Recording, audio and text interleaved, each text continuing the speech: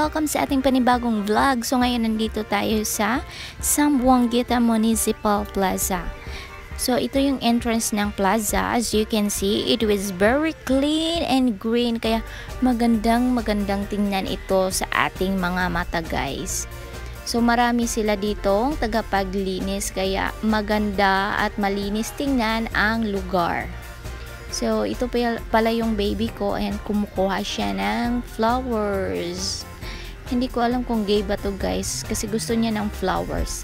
So, ito yung kanilang symbol. So, this is what nakasymbolize ng Zamboanguita, kasi Zamboanguita is a place where farmers are living. Diba?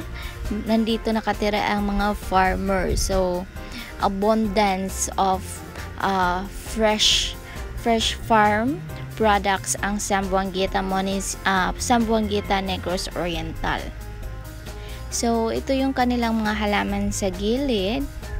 Ayan, maganda siyang pagka-arrange, guys. As you can see, meron siyang mga fence para hindi magalaw yung mga bagong tubong bulaklak, and that is the elementary school of Zamboanguita Central School, yung nakikita nyong building, nakapalibot dito yung mga mangga.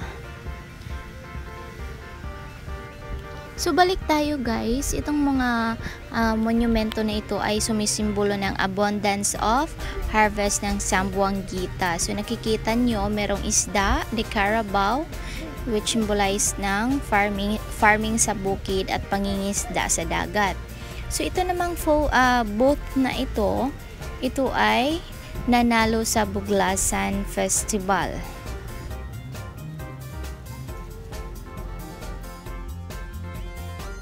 At makikita rin natin, guys, pagpasok natin ang nakalagay na patsadang Zamboanguita and the Municipal Hall. So that's it, guys. Maraming salamat.